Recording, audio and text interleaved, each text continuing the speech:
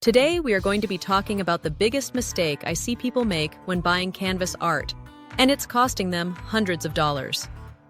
Most people walk into a gallery or browse online and focus entirely on the artwork itself. They're looking at colors, composition, whether it matches their couch, but they're completely ignoring how that art is going to be presented on their wall. And here's the thing.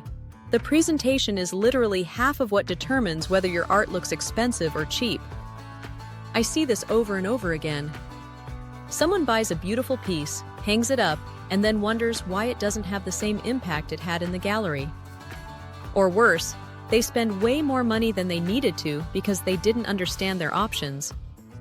By the end of this video, you'll know exactly which option saves you money and makes your art look better. Let's dive in.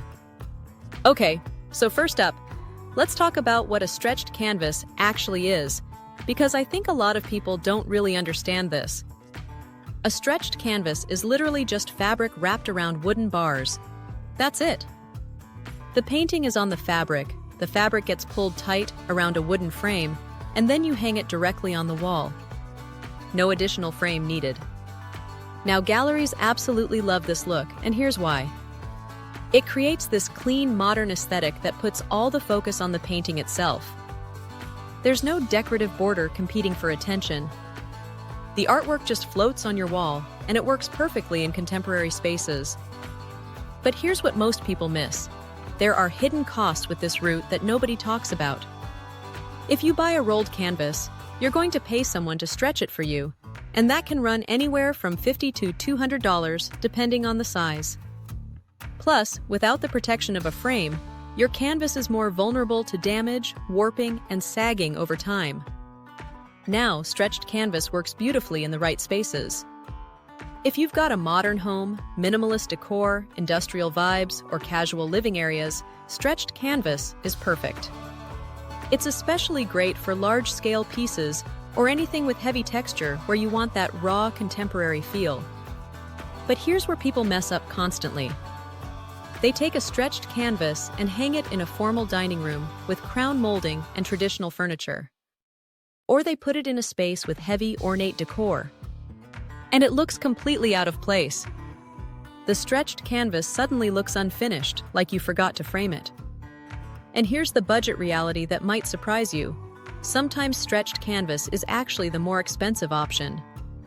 If you're buying original art that comes pre-stretched, you're often paying a premium for that gallery-ready presentation.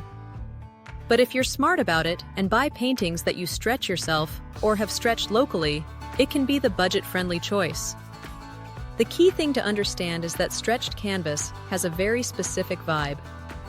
It says modern, casual, contemporary. If that matches your space and your art, it's perfect. But if it doesn't, you're going to end up with art that looks cheap no matter how much you paid for it.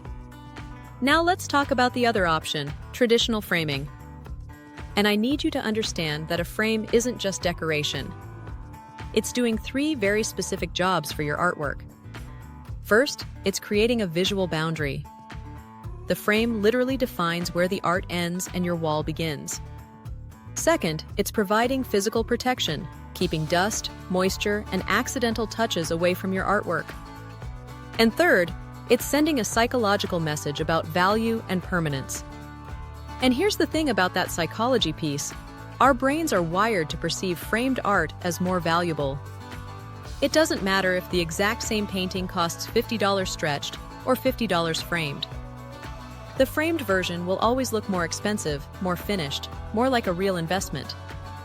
This is huge if you're thinking about art as something that might hold or increase in value. Now, let's talk about the cost reality, because this is where people get shocked. A custom frame can easily cost more than the artwork itself.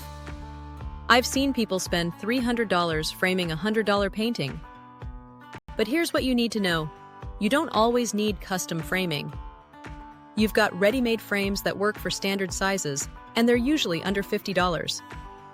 You've got floater frames, which give you that modern gallery look while still providing protection.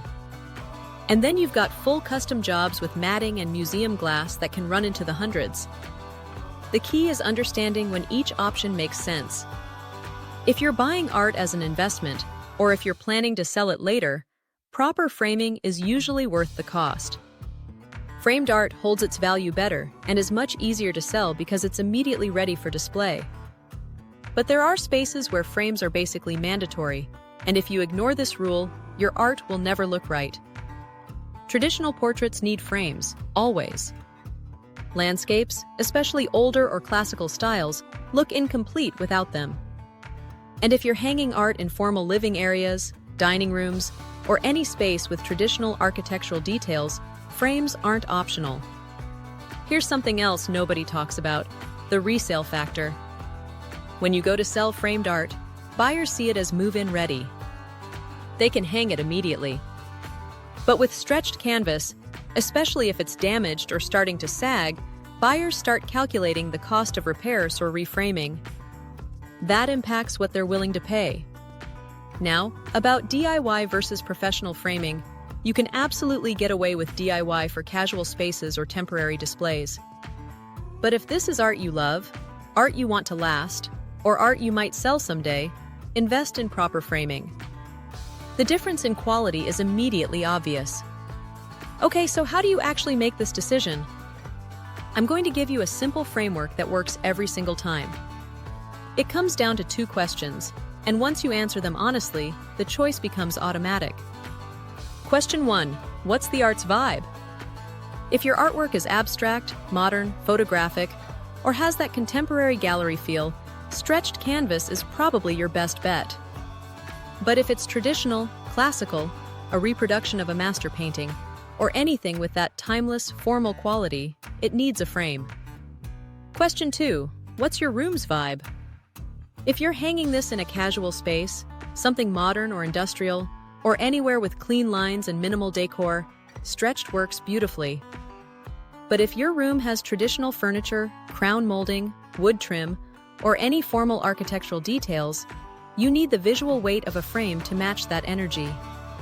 Now, here's the budget-conscious approach that gives you the best of both worlds. Consider a floater frame.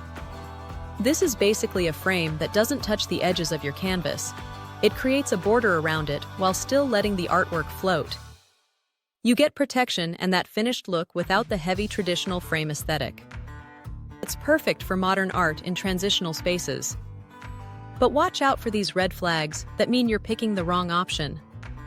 If you've got a huge, busy painting with lots of detail and you're thinking about hanging it stretched in a small, formal room, stop.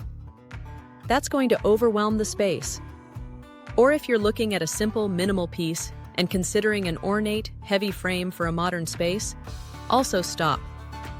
You're fighting against both the art and the room. Here's your quick decision framework for any art store.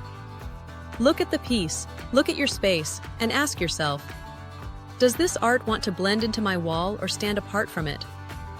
Modern, casual art wants to blend, go stretched. Traditional, formal art wants to stand apart, go framed. And remember, you can always change your mind later. You can frame a stretched canvas if your style evolves. But you can't easily unframe art without potentially damaging it, so when in doubt, start stretched and upgrade later if needed. Here's the simple rule that makes this decision automatic. Match the formality of your art to the formality of your space, and you'll never go wrong. Your next step is easy. Go look at your current art right now and ask yourself those 2 questions. Did you make the right choice? If not, you know what to fix. Subscribe for more art tips that save you money and make your space look amazing.